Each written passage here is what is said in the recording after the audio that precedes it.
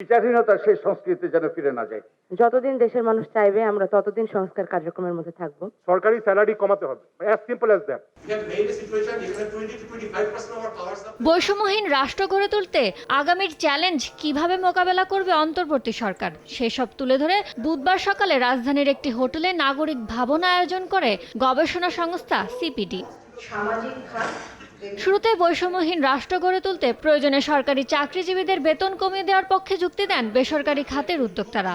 Economy or society develop, সেই ব্যাপারটা আনতে হবে। পে কমিশনের রিভাইজ করে ইফ রিকোয়ার্ড আমি বলবো সরকারি স্যালারি কমাতে হবে, অ্যাজ সিম্পল অ্যাজ দ্যাট। অন্তর্বর্তী সরকার সবকিছু করতে পারবে না এমন বাস্তবতা তুলে ধরে অর্থ লুটপাটের বিচার করার পাশাপাশি প্রশাসনিক সংস্কারকে শক্তপোক্ত করতে রাজনৈতিক সমঝোতার দরকার বলে মনে করেন সুজন সম্পাদক বদিউল আলম মজুমদার। সঠিক তদন্ত করতে হবে, নিরপেক্ষ তদন্ত করতে হবে। আমরা যেন ভাবে অতীতে যেমন হয়েছে বিচারহীনতার সেই সংস্কৃতি যেন ফিরে না যায়। অর্ধেক পাউডারে দ্বিগুণ উজ্জ্বলতা, নতুন রিন অ্যাডভান্সড অর্ধেক পাউডারে দ্বিগুণ উজ্জ্বলতা।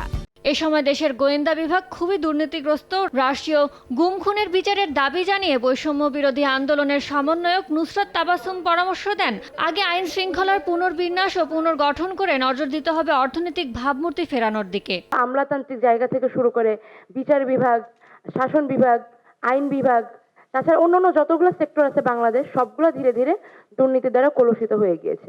নাগরিক ভাবনার বিচারহীনতার সংস্কৃতি থেকে বের হওয়ার সঙ্গে সঙ্গে শেখ রাসেল ডিজিটাল ল্যাব গড়ে তোলার নামে যে পরিমাণ আর্থিক দুর্নীতি হয়েছে তা খুঁজে বের করার দাবি জানান তত্ত্বাবধায়ক সরকারের সাবেক উপদেষ্টা রাশেদা কে চৌধুরী। এটার একটা ব্যবস্থা নেওয়া দরকার। ইয়ানুর শিফাত, সময় সংবাদ, ঢাকা।